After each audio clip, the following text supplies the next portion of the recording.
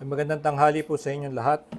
Patuloy po tayo sa ating pag-aaral ng series on Reformed Piety, kung saan tinitingnan natin kung ano ang naipasa ng Reformed tradition tungkol sa pamumuhay ng banal para sa mga Kristiyano. Ano ang na-envision ng Reformed churches na itsura ng banal na pamumuhay para sa mga Kristiyano. Bilang isang nagpapakilalang Reformed Church ay kinikilala natin ang ating pakinabang mula sa Reformed tradition na naliwanag sa atin ang mga doktrina ng biyaya, ang doctrine on sovereignty of God. Pero hindi lang ganito ang mga naipasa sa atin ng Reformed tradition, meron din silang naituturo sa atin tungkol sa paano mamuhay ng banal. At yun yung tinatawag na Reformed Piety. At doon nga sa yung solas na tinatawag, na yung sola scriptura, solus Christus, sola fide, sola gratia, soli Deo gloria, ay wala yung isang slide. Ang mga yan ay nakita na ito yung ginagamit na summary about Reformed theology, na ang mga katuroan na ating paniniwalaan lamang ay mula sa Scripture, at si Kristo lamang ang ating pinaniniwalaan para sa ating kaligtasan. Madalas nga itong solas ay nililimit to the salvation particularly, pero sa makikita natin in the confessions of the Reformed churches ay ganito rin sila magsalita tungkol sa buhay ng kabanalan, na ang buhay ng kabanalan ay yung Scripture alone is the rule of faith and life. Yung si Kristo ay hindi lang Christ alone is the atonement for sin, kundi Christ is the only source of good works, at we can only bear fruit when we are in the vine. At yung pagiging grafted into the vine so that we can bear fruit is only by faith. At yung grace alone ay hindi lang din patungkol sa ating sa awa niya sa atin bilang makasalanan at tayo dalin sa pananampalataya, kundi yung pagpapalago ng pananampalataya ng mga Kristiyano ay sa pamamagitan lang din ng kanyang biyaya. Ito ngayon makikita natin sa sanctification, na ito rin ay in the language of the confessions of the Reformed ay also matatawag na sola gratia. And sanctification is also by grace alone. So sanctification is the work of God's free grace, whereby we are renewed in the whole man after the image of God, and are enabled more and more to die unto sin and live unto righteousness. At dito nga, dahil ganito mag-isip ang Reformed tradition tungkol sa sanctification, they think of yung sanctification in terms of the means of grace. Usually nga in the common preoccupation when it comes to growing in holiness is what do we do to grow in holiness? At yung sagot doon would be spiritual disciplines. Pero in the way that the Reformed think about sanctification, because it is by God's work, the work of God's free grace, they think in terms of what does God do to sanctify us?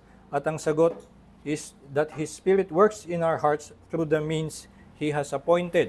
Kaya ang nangyayari naman dito ay hindi na yung ginagawa sa spiritual disciplines, yung pagbabasa ng Biblia, pananalangin ay tinuturing na masama.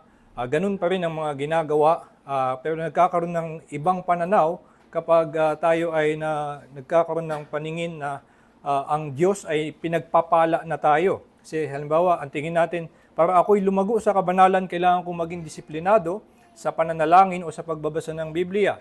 Ngayon, ang nangyayari, nauuna kang kumilos, tapos lalago ka lang, magsisimula lang ang iyong paglago kung ikaw ang maunang kumilos.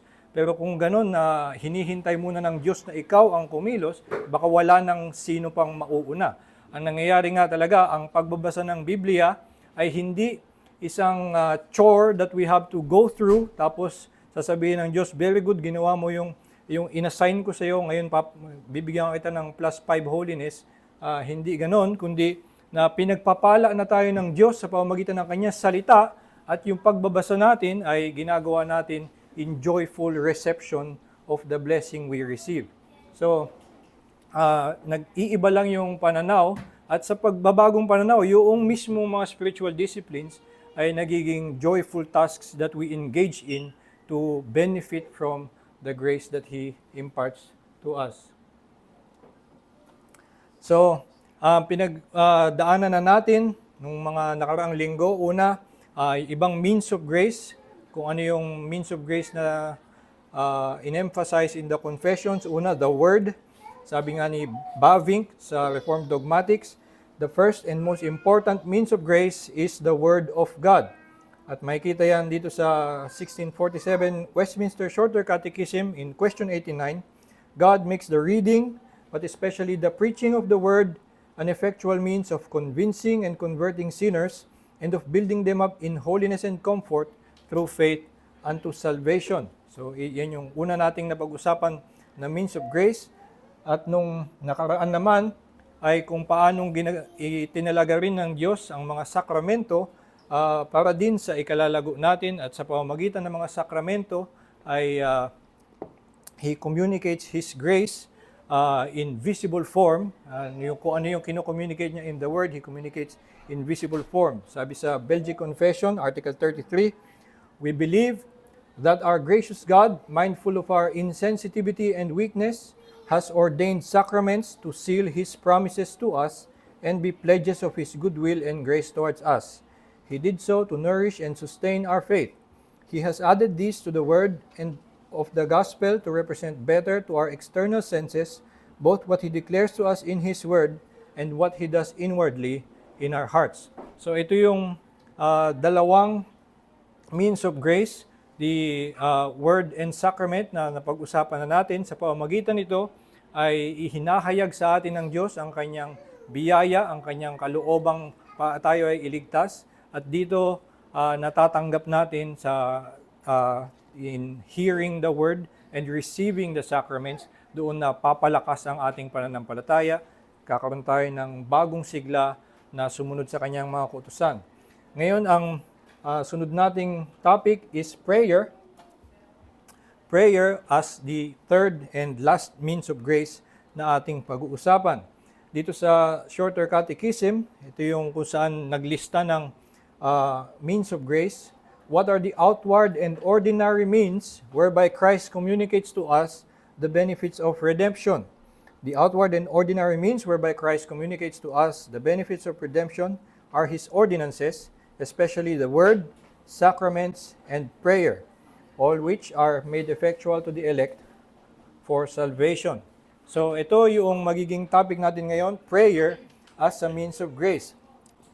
Ngayon, bilang ilang paunang mga punto, kapag kayo ay maging interesadong aralin yung literature on the means of grace, makakakita kayo na may mga pagkakaiba actually sa pananaw sa prayer. Kahit i-search nyo lang sa Google, prayer as a means of grace, makakakita kayo ng iba-ibang mga resulta na lalabas, prayer is not a means of grace, prayer is a means of grace mula sa iba-ibang kampo ng Reformed churches. May Lutheran na lalabas doon na hindi daw means of grace ang prayer. Meron ding, papakita ko yung ilang mga sources din in classical theology na sinasabing hindi nga daw kasama. Ito halimbawa, ang si Charles Hodge ay ibinibilang ang prayer sa means of grace. Kasi sabi niya, by means of grace are not meant every instrumentality which God may please to make the means of spiritual edification to His children. The phrase is intended to indicate those institutions which God has ordained to be the ordinary channels of grace, that is, of the supernatural influences of the Holy Spirit to the souls of men. The means of grace, according to the standards of our church, are the Word, sacraments, and prayer. So si Charles Hodge ay isa sa mga nagbibilang ng prayer kasama, at sinabi niya, this is according to the standards of our church. Yung salitang standards ay tumutukoy sa confessions na pinangahawakan ng kanilang church. Ganun sila magsalita. Minsan, symbols ang tawag, the symbols of our church or the standards. So, Ang tinutukoy niya na kasi siya ay kasama sa Presbyterian Church, yung kanyang confessional standards ay the Westminster Confession and Catechisms, at doon nga binabanggit word, sacrament, and prayer. At maliban dun nga sa catechism kanina, binanggit din dito sa Westminster Confession of Faith yung word, sacraments, and prayer. The grace of faith whereby the elect are enabled to believe to the saving of their souls is the work of the Spirit of Christ in their hearts, and is ordinarily wrought by the ministry of the word, by which also and by the administration of the sacraments and prayer it is increased and strengthened. So ito yung nasa Westminster Confession of Faith, chapter 14, that is of saving faith, paragraph 1. Sa Baptist Confession of Faith, almost exactly the same words. Medyo binago lang yung wording kasi mas modern na onte. Pero so bali sa confession na pinangahawakan natin, nakasama din ang prayer sa means of grace. Ito ang isang example. Si Berkhof ay sinasabing hindi kasama ang prayer sa means of grace. Sabi niya, it is better not to follow Hodge when he includes prayer, nor Macpherson when he adds to the word and the sacraments both the church and prayer. Strictly speaking, only the word and the sacraments can be regarded as means of grace, that is, as objective channels which Christ has instituted in the church, and to which he ordinarily binds himself in the communication of His grace. So, kung sa ganitong nakikita natin, hindi naman dapat natin isipin na ang mangyayari itong company na Berkhof ay hindi masyadong madasalin, tapos si na Hodge ay mas madasalin.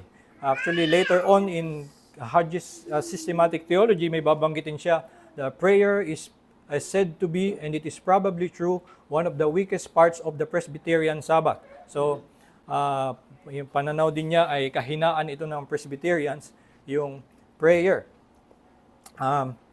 Ang isang pwedeng pinanggalingan, si Berkhof kasi ay nasa Dutch Reformed at yung kanilang standards would not include the Westminster standards, ay kundi yung three forms of unity. At dito, ang binabanggit lang ay preaching and sacraments. So, since we are made partakers of Christ and all His benefits by faith only, where does this faith come from? The Holy Spirit creates it in our hearts by the preaching of the gospel and confirms it by the use of the holy sacraments. Ngayon, bakit natin to dinidiscuss? Gusto ko rin makita natin na meron talagang ganitong spectrum in the Reformed tradition, pero meron din namang, even doon sa variety na makikita natin among them, ay meron ding makikitang consensus on prayer as communicating grace or channel of grace. So, halimbawa si Bavinck, who also does not include prayer as a means of grace, sinabi niya, the term means of grace can even be stretched to include the things that are needed on our part to enjoy for the first time or continually the benefits of the covenant, such as faith, conversion, the struggle against sin, and prayer. So, pwede daw isama yun kung i-stretch mo yung definition. Admittedly, it is not advisable to include all these things under the means of grace. They are not objective institutions, but the subjective conditions for the possession and enjoyment of the remaining benefits of the covenant. So, ang makikita natin actually, ang difference is not that prayer ay may iba silang pananaw sa prayer itself, pero may iba silang strict definition lamang kung ano ang means of grace. So, sabi ni Berkhof, faith, conversion, and prayer are first of all fruits of the grace of God, though they may in turn become instrumental in strengthening the spiritual life. So, even though si Berkhof ay hindi sinasama ang prayer as a means of grace, he also acknowledges that ito din nga ay kinakasangkapan ng Diyos para sa pagpapalakas ng ating pananampalataya. So yung pagkakaiba nila is in the definition of the means of grace, at yung pero meron silang pagkakaisa that God does communicate His sanctifying grace through the prayers of His children. Ngayon, ako personally, tingin ko mas kampi ako dun sa mga hindi sinasama ang prayer sa means of grace. Technically, just to have that, gusto ko mas malinaw sa akin yung technical definition na yun. na kasi ang tinutukoy natin ay kung paano kumikilos ang Diyos para ipadala sa iyo ang biyaya. So the direction is from God to man. And prayer ay nagsisimula doon sa tao. Though ginagamit nga rin ng prayer, it is a different kind of means at least, at hindi siya in the same category of word and sacraments. Though in the stretched definition of means of grace, I am willing to also consider prayer, and I do think it is the one important practice that all Christians should be doing. So ang topic nga natin ngayon is how sa Reformed Confessions din ay pinapakita that grace is channeled through prayer. At dito ang i-discuss natin ngayon is how we receive grace through prayer and also that we minister grace through prayer. So una is how we receive grace, God's grace through prayer. So magsisimula tayo kay John Calvin kung saan yung sabi niya sa Institutes of the Christian Religion na prayer is the principal exercise of faith, the medium or instrument through which we daily procure blessings from God. So sa pagsabi niya na it is the principal exercise of faith, hindi niya ibig sabihin lang na ito yung pinakamahalagang tungkulin ng mga mananampalataya. Hindi yun ang ibig sabihin na the principal duty of believer. Ang pinaka sinasabi niya ay higit doon, sinasabi niya na ang panalangin ay basically faith. So prayer is the faith in action. Ganon din yung sinasabi ng Lutherans, kaya nila inaalis from the means of grace and prayer. The prayer is basically faith in action. It is the principal exercise of faith. To have faith, to pray is basically for your faith to act. So yun yung ibig niya sabihin, prayer is the principal exercise of faith. At yung description niya, it is the instrument through which we daily procure blessings from God. So para siyang yung pananalangin natin ay hindi kondisyon na kung manalangin ka, hinihintay ng Diyos na ikaw ay manalangin para very good ibibigay na sa iyo ang kanyang favor, kundi pinagpapala ka ng Diyos at yung pananalangin mo ay yung paraan para ito'y kunin na at mapasayo na. So, sabi ni Calvin doon din sa Institutes, to prayer then are we indebted for penetrating to those riches which are treasured up for us with our Heavenly Father.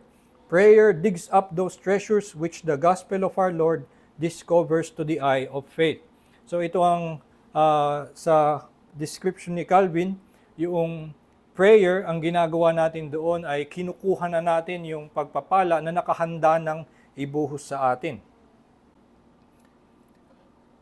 So halimbawa niyan na pagkuha pa ng pagpapala mula sa Diyos ay isa sa Heidelberg Catechism sa question 115 ay may ganitong statement that we should be zealous for good deeds and constantly pray to God for the grace of the Holy Spirit that He may more and more renew us after God's image until after this life we reach the goal of perfection. So ito ang isang statement particularly na tumutukoy sa sanctification kung saan tinitignan nga nila ang prayer na pagtanggap na ng biyaya para sa ating ikalalago sa kabanalan. Doon din sa Westminster Shorter Catechism, ang isang example, parehong sa Westminster Shorter Catechism at sa Heidelberg Catechism ay ginagamit na pattern of prayer, ang the Lord's Prayer, at dito tinuturo kung anong mga pinapanalangin natin kapag tayo ay nananalangin. At sinasabi sa ang pag-unawa ng Reformed about halimbawa dun sa fifth petition, sabi, what do we pray for in the fifth petition?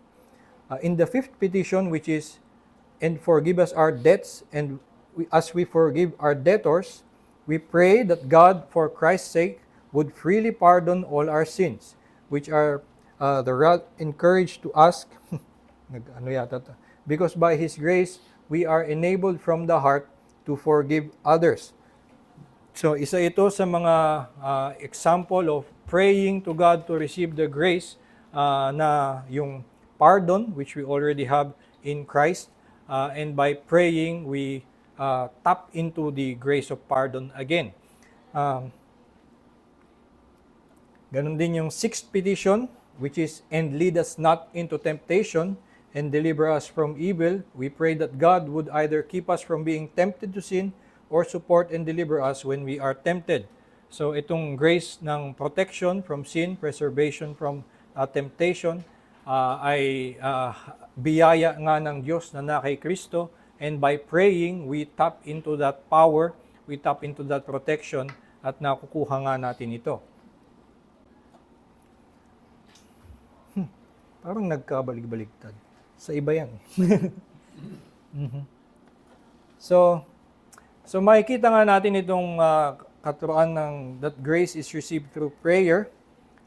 Halimbawa, dito sa 1 Timothy chapter 4, verse 4 to 5, ay kinakabit nga yung receiving doon sa prayer. Sabi, everything created by God is good, and nothing is to be rejected if it is received with thanksgiving, for it is made holy by the word of God and prayer. So dito sa 1 Timothy 4, sinasabi ni Paul na mayroong mga dadating na pagbabawal ang pag-aasawa, pagkain ng ilang karne, pero sinasabi ni Pablo na ito ay teaching of demons, and that everything created by God is good, and if it is received with thanksgiving, it is made holy by the word of God and prayer. So, by receiving it with thanksgiving, yung pagpapala na ibinibigay na ay napapasa atin, and it is good. Sa yun ding 1 John 1:9, if we confess our sins, isang uri din ng pananalangin na really just receives grace from God. If we confess our sins, He is faithful and just to forgive us our sins and to cleanse us from all unrighteousness. So, ito nga ay hindi ang Diyos ay hindi magpapatawad. Parang ganun na iisipin natin na may kondisyon ng Diyos sa iyong pagpapatawad, kundi matatagpuan mong pinapatawad ka na ng Diyos. He is faithful. At yun ang pagpapatawad niya ay nandyan na. And by coming to Him with your confession of sin, you receive His pardon immediately. So, ito yung the way also that Hodge explains grace as receiving, prayer as receiving grace from God. I mean, prayer brings us near to God, who is the source of all good. When the soul thus draws near to God, God draws near to it, manifests His glory, sheds abroad His love, and imparts that peace with which passes all understanding.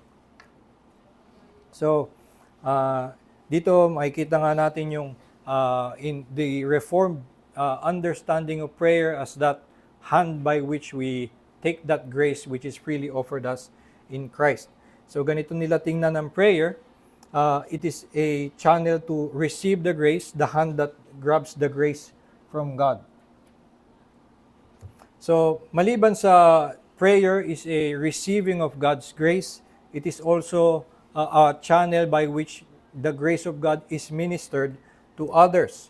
Makikita natin yan sa maraming talata kung paano ang panalangin ay ginagamit nga para magkaloob ng biyaya sa iba.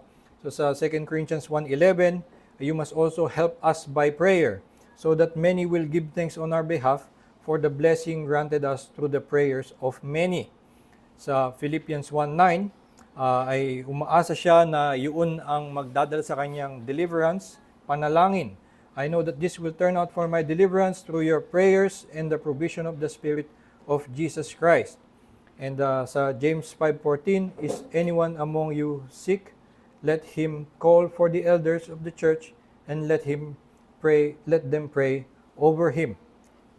So, dito makikita natin kung paano ang pananalangin para sa iba ay isang daan para yung mga pwedeng hindi nananalangin or may ibang pinanalangin or baka nanghihina para manalangin, tulad ng may sakit, ay sila rin ay madadala ng biyaya sa pamamagitan ng pananalangin. So yung prayer nga ay ginagamit na channel ng Diyos para magpala ng iba. And yung mga patungkol mismo sa sanctification, merong sinasabi sa Philippians 1:9, "It is my prayer that your love may abound more and more with knowledge and all discernment, so that you may approve what is excellent, and so be pure and blameless for the day of Christ." So, yung panalangin ni Pablo para sa iglesia sa Philippi ay na sila ay lumago, and by his prayer, ang ini-expect syempre ni Pablo ay na his prayer will be a way for God to bless that church in Philippi. So itong prayer na ito, in a way, I think yung concern ng nina Berkhoff at nina Bavinck na an objective means of grace ay pwedeng na nangyayari ito in the intercession. And one particular example ay yung pastoral prayer. In pastoral prayer, the people are blessed by the prayer of someone else. In a way na parang yung salita ng Diyos ay pinagpapala ang mga taong nakaupo lamang at nakikinig. Yung sacraments ay binibigay sa kanila, and the eyes of faith receive this as if they were coming from God or from Christ Himself. So they receive the preaching as if it is from Christ Himself, the sacraments as if it is from Christ Himself, and in a way, the pastoral prayer can be seen with the eyes of faith as something being like the prayer of Christ being ministered to the people. So, in that sense, ay pwedeng matupad doon yung prayer as an objective channel of grace na as instituted in the church, na sila'y dapat also devoted to prayer or the prayers, ay may panalangin doon na nakakapagpala ng mga tao na in the gathering. So, sa 2 Thessalonians 3:1, meron din ditong, "Finally, brothers, pray for us that the word of the Lord may speed ahead and be honored." And also sa Ephesians 6:19, another way of that prayer is expressed as blessing others. "Pray for me that words may be given to me in opening my mouth boldly to proclaim the ministry of the gospel." So, dito umaasa si Pablo na mapagpapala siya ng panalangin ng iglesia, kahit na sigurado naman din tayo na si Pablo probably ay mas consistent in praying for his own ministry than the churches would be praying for him. Pero naniniwala pa rin siya doon na yung karagdagan pang pagpapala at hinihingi niya ang panalangin of the churches that he writes to.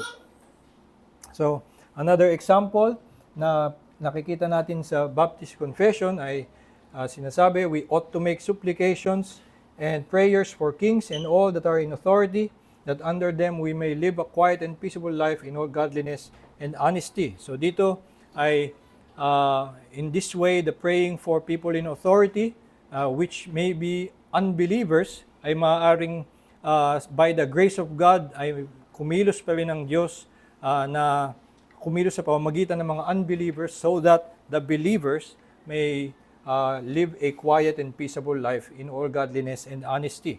So this way, prayer is the channel to that God may work graciously even among unbelievers. So sa Shorter Catechism, yung second petition ay understood to be something like praying for God's kingdom.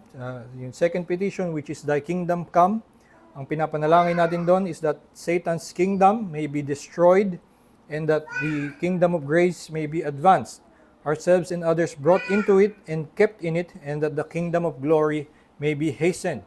So dito sa panalangin na ito, again, the effect of it expected is through the wider community, even to others who may not be believers yet. This also applies to the third petition. Sa Heidelberg Catechism naman ang kinuha ko. Yung Heidelberg Catechism, "Thy will be done on earth as it is in heaven." Ang pag-unawa dito is that grant that we and all men may renounce our own will and obey without murmuring your will which alone is good, that so everyone may fulfill his office and calling as willingly and truly as the angels do in heaven. So, ito yung mga examples of prayers na itinuro sa atin ay sa Lord's Prayer, na sa ganitong klaseng panalangin we are channeling grace to the kingdom, for the kingdom expansion, for the will of God to be fulfilled in the lives of many and in the world, in society. At sa ganitong paraan, even those who may not be praying ay napagpapala. So, ang isa pang example ng ganitong klaseng ministering of grace through prayer ay makikita natin sa ating church constitution, Redeemed by Grace Church Constitution ng 2024 revision. Sabi natin ay, the church should pray for the repentance, reconciliation, and restoration of those under discipline. So, minsan, people under discipline, maybe people who have weakened in their faith and are not praying anymore. Or sila mismo ay either baka hindi na nga lumalapit sa Diyos para sa biyaya, sila mismo ay walang ganong gaana na manalangin, pero sa pamamagitan ng iglesia na nananalangin para sa kanila ay a way that grace is channeled to them, ministered to them by our prayers. So, anong mga application ang mapupulot natin from this way of thinking about prayer? So, 1-1, galing, no? Ayun, sabi ay, see prayer as the hand that receives grace, not the condition for earning favor. So, yung ganitong pananaw on prayer makes prayer a more pleasant task. Kasi nga, ito yung madalas na, even when I was in college fellowships, usually pag nagkakaroon ng maggrupo-grupo kayo to pray for one another, at mag-share kayo ng inyong mga concerns, ang laging sinasabi ay, nahihirapan ako mag-pray. So, laging ito ang problema ng mga mananampalataya, sila ay nahihirapan mag-pray and usually it is an unpleasant task to them.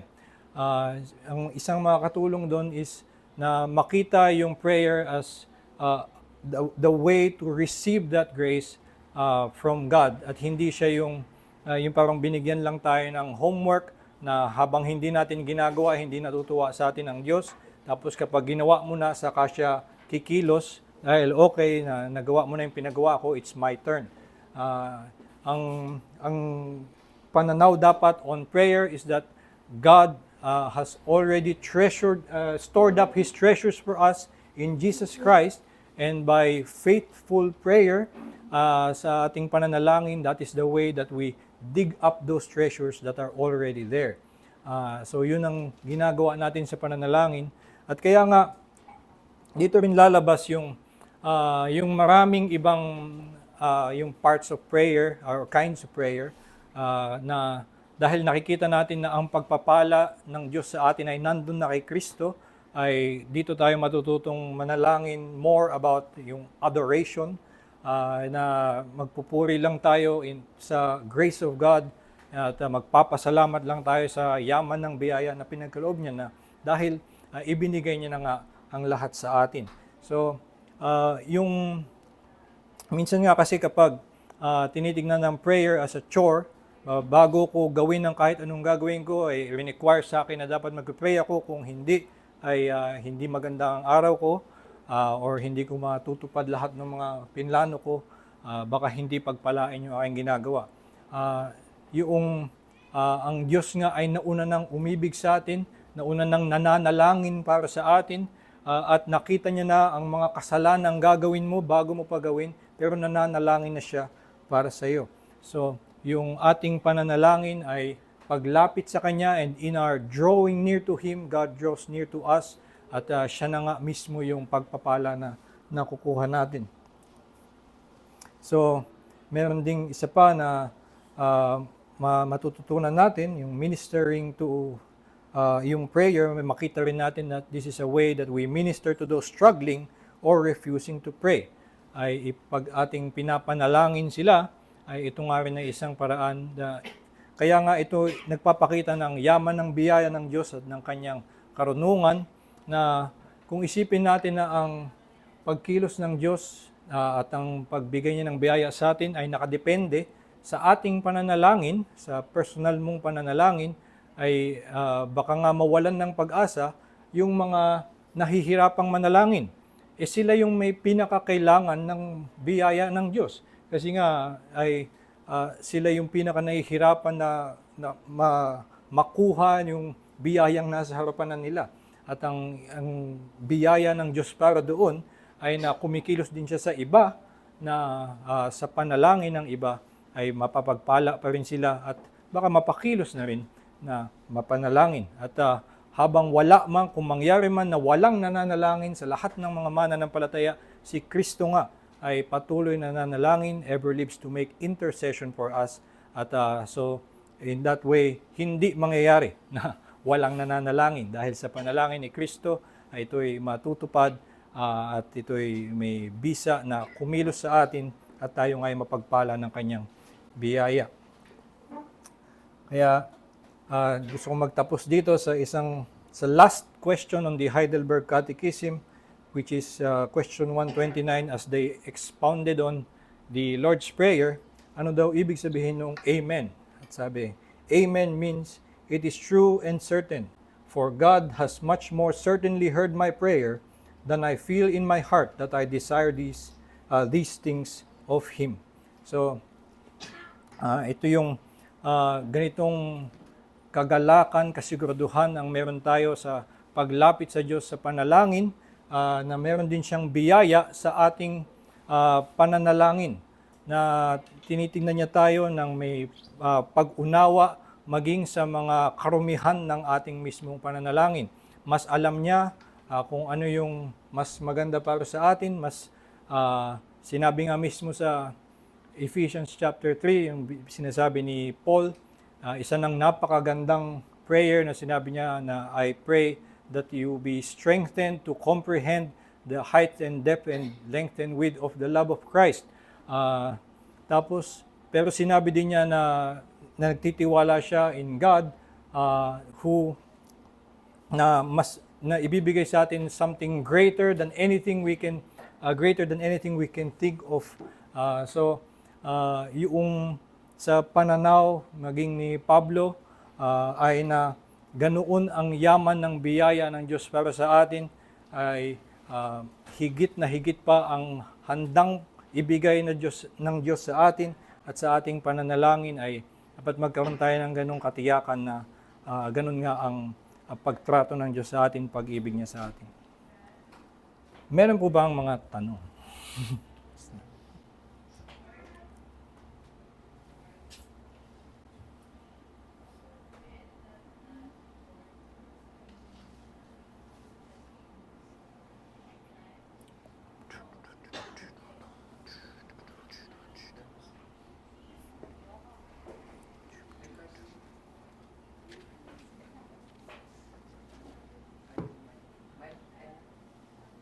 Kaya ano, Mike? Ito na lang.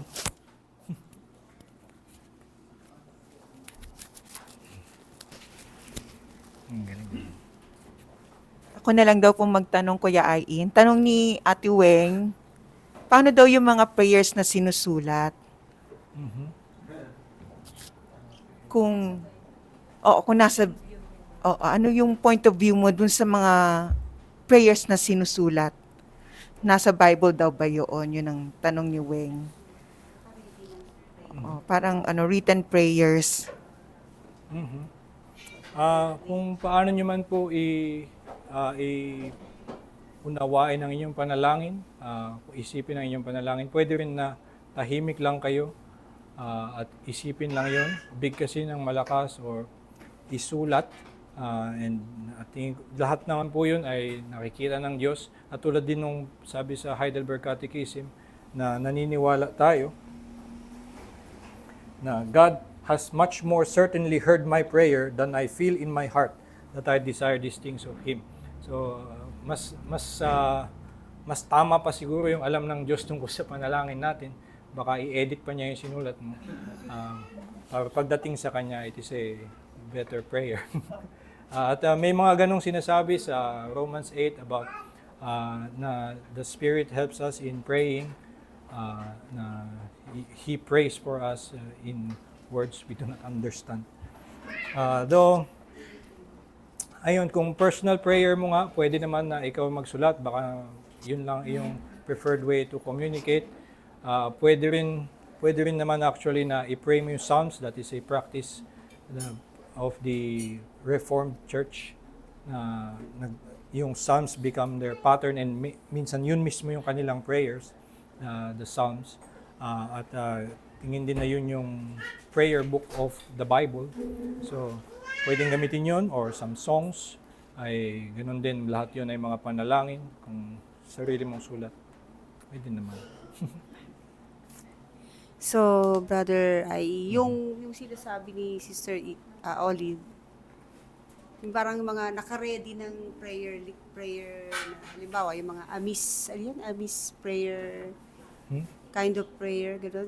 Mga naka-written na matatagal ng mga prayers, o yung mga bago nga, yung mga pinopost, say for example, sa social media, na masama ba kung sakaling basahin mo yun in such a way na parang if you think na wala namang masama dun sa ganung nilalaman ng prayer na yun, posted on media, and then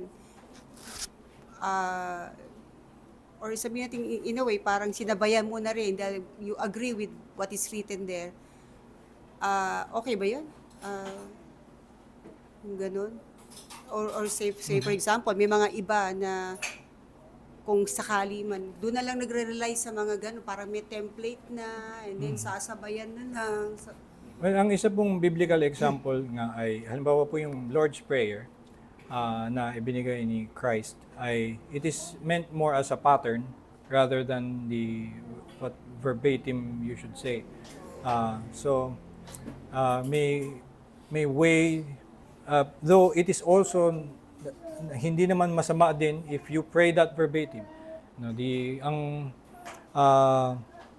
ang mga halimbawa pinagbawal would be yung vain repetitions, or yung paggamit lang ng mga salita. Sinabi na they worship me with their lips but their hearts are far from me. So minsan yung hypocritical parroting of words na hindi mo naman minimin as if kasi tingin mo by the words themselves ay yung words na yun may power. Ang mas naging practice throughout history halimbawa yung Psalms ay binibigay talaga yon for people to learn, and they pray that or they sing that.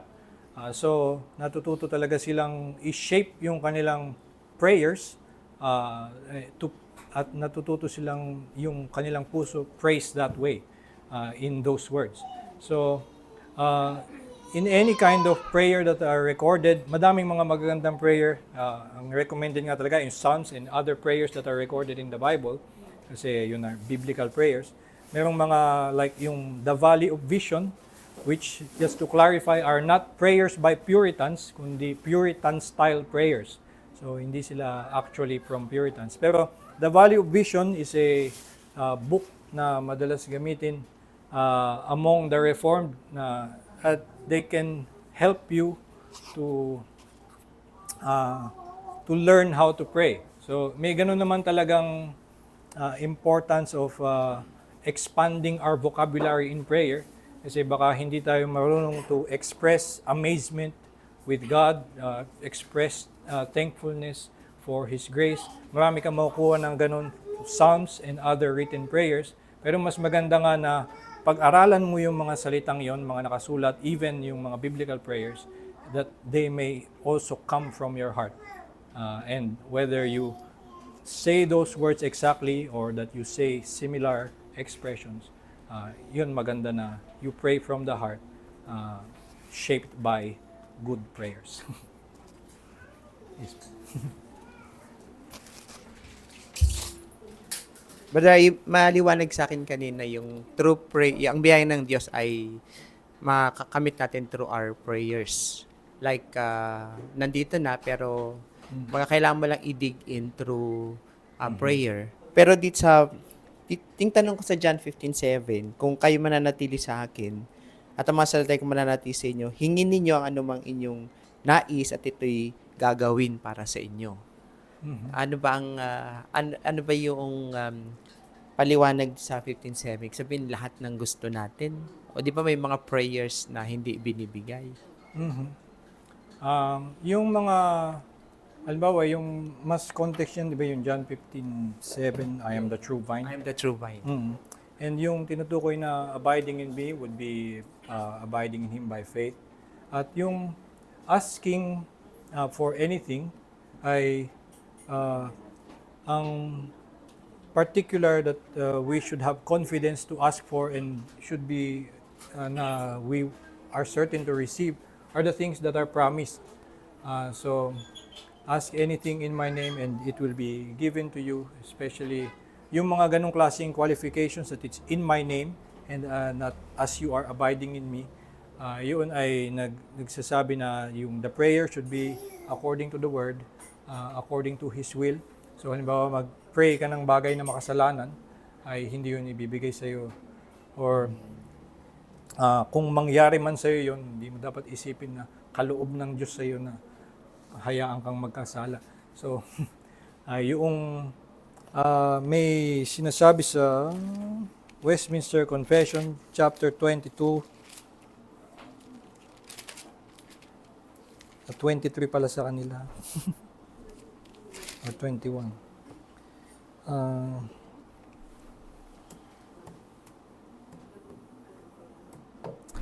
Prayer with thanksgiving, being one special part of religious worship, is by God required of all men. That it may be accepted, it is to be made in the name of the Son, by the help of His Spirit, according to His will, with understanding, reverence, humility, fervency, faith, love, and perseverance. So, may mga ganitong nakapaloob doon. Ganun, dapat natin unawain yung mga ganyan statement, ask anything in my name.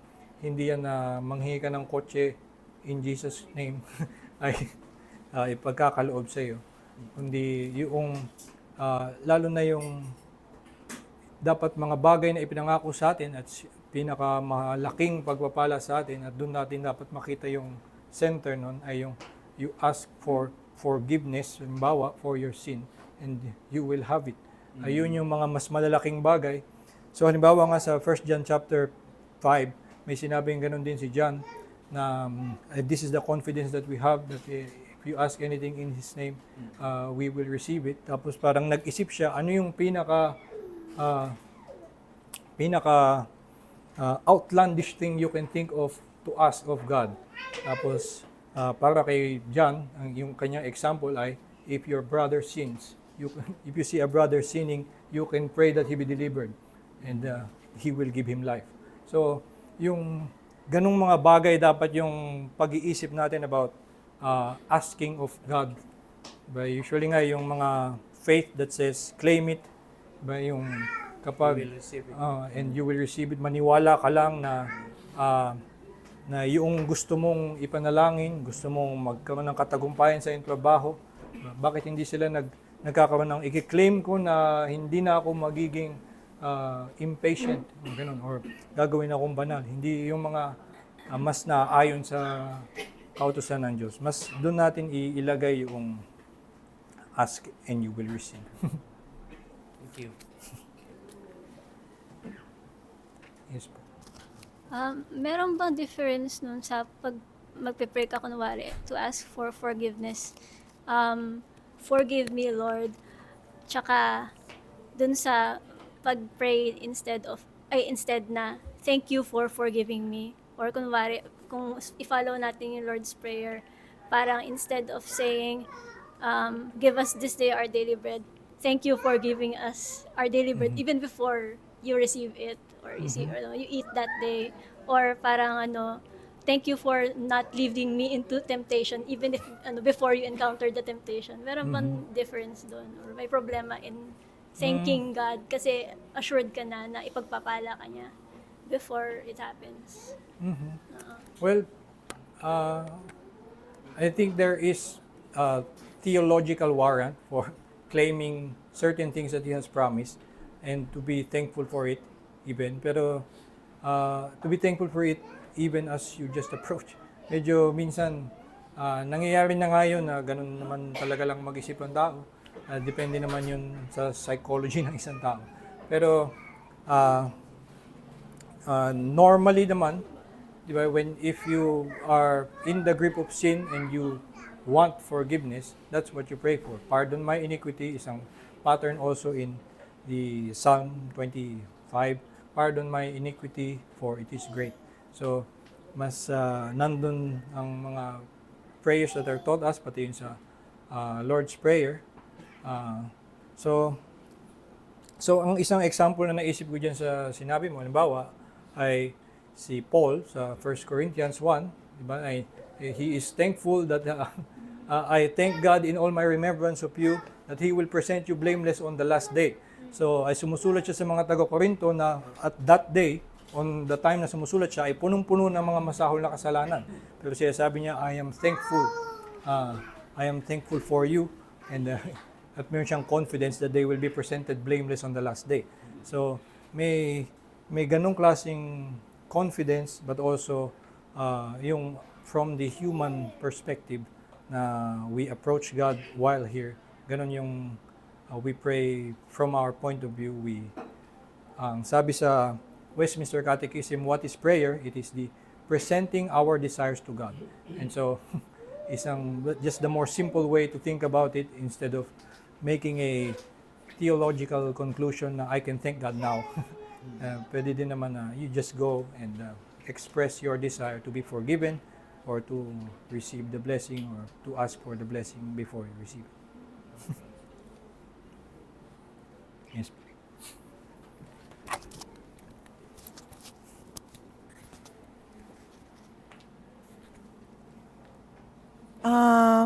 Si God po ba ay namimili ng papakinggan niyang prayers or kung sino yung papakinggan niya lang?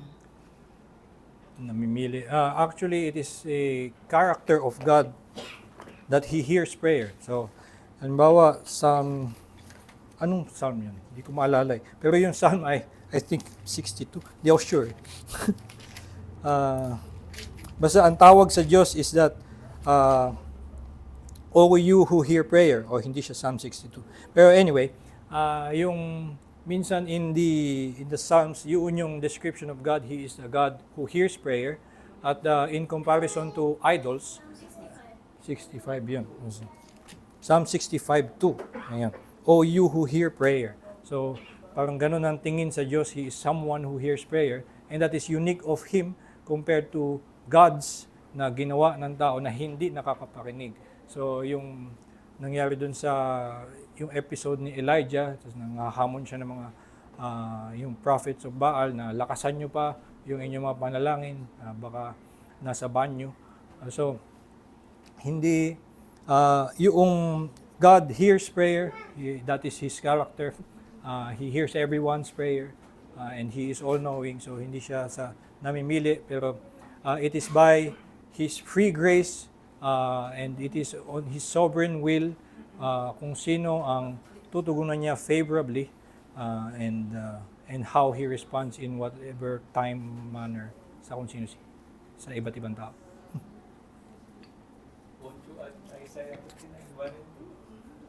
Isaiah, alin po yun? Yung mga gods na hindi nakikinig, hindi po ba yun? Wala po alin yun. Isaiah 59, pinapadagdag po ni Juni. Behold, the Lord's hand is not shortened, that it cannot save, or His ear dull, that it cannot hear. But your iniquities have made a separation between you and your God, and your sins have hidden His face from you, that He does not hear.